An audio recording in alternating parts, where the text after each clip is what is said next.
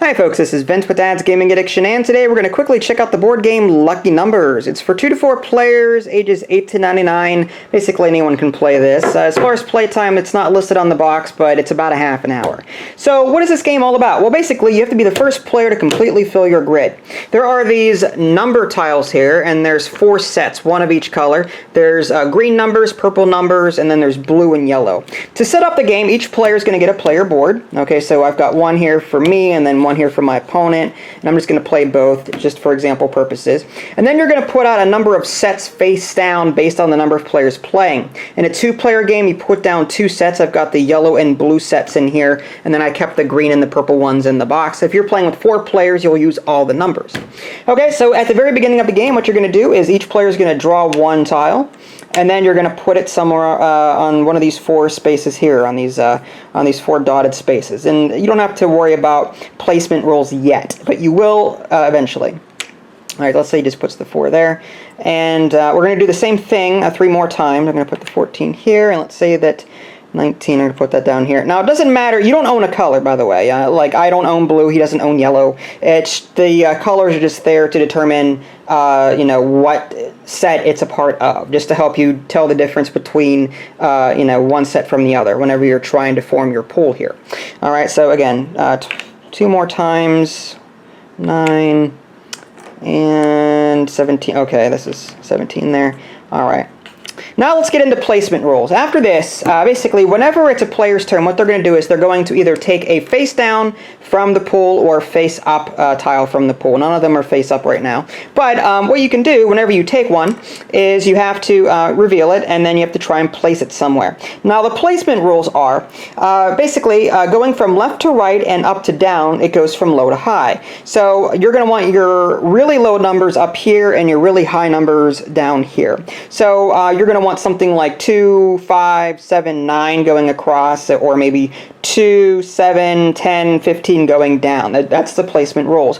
Whenever you do place something, and you don't have to worry about the placement rules whenever you're doing that initial setup. You'll notice that the 17 and this 8, that's not legal here, but we can fix that. We're going to go ahead and put this 7. You can actually replace an existing tile. I mean, normally, you could put the 7, say, here, for example. So as long as it corresponds with the placement rules, but it doesn't. The 17 is higher than the 7, and again, we want to go from low to high. So we're going to replace it, and then this one is going to go back into the center like so. Now the next player gets to go, and they can either take from a face-up tile, or they can take from one of these. So he's going to go ahead and just pick one up. Okay, 5, that's a pretty good one. I think I'll go ahead and put that right here. And now it's this player's turn again. This player is going to go ahead and take the 17 and replace the 14 down here. Put that there. This player is going to go ahead and go. Can he use the 14? Could. Maybe he'll put the 14, say, over here. All right. Now this player is going to go. This player is going to pick up 13. Okay, so that might actually be good there. And again, you're trying to be the first player to completely fill your grid. Just a few more examples. Okay, 4. That's not going to work. Now, if you can't place a tile for whatever reason, like let's say you don't want to place a tile or you can't place it, it just remains face up in the middle of the table for other players to take. Like, let's say that, okay, this player picked up that 4. Now, I may want that. I'm going to go ahead and replace the 7 with the 4, and that'll give me more options in the future. Now, this player says, oh, there's the 7. I like the 7. Maybe we'll do the 7 here. Okay, so yeah, again, that's basically it. Players are going to continue taking turns until one player manages to completely fill their board within accordance to the placement rules. Again, low to high, low to high. The first player to do that wins the game. Alright, so that was just a quick and dirty look at Lucky Numbers. I didn't cover everything in the manual, but it should give you a general idea. Speaking of the manual, it's pretty light. I know it looks like a lot of pages here, but that's because it's all in different languages. So you've got English, English, English, English. So 4 pages total of English. It's not all that difficult to play. There's some alternate game ending conditions here that you can follow if you want to. And you can even customize the rules a little bit depending on how you may want to play the game. So yeah, it's up to you. Be creative. Overall, it's not a bad game. I picked it up on Amazon for about 15 bucks. As far as a written review goes, because of my medical issues that I'm currently dealing with, and other time constraints, I'm just going to write a quick blurb about the game and then put this video right under it. So I'm just going to do a quick review. For families, I think it's great. My only complaint really is that it's 2 to 4 players. Families of 5 may not be able to really get the most out of this game because, it doesn't support 5 players, which kind of stinks, Most families of 5, would like everyone to play the game, and you don't want junior or something sitting off to the side, unable to play, or you don't want to have to take turns. So that's one complaint I do have. I wish it supported more players because it is relatively fun.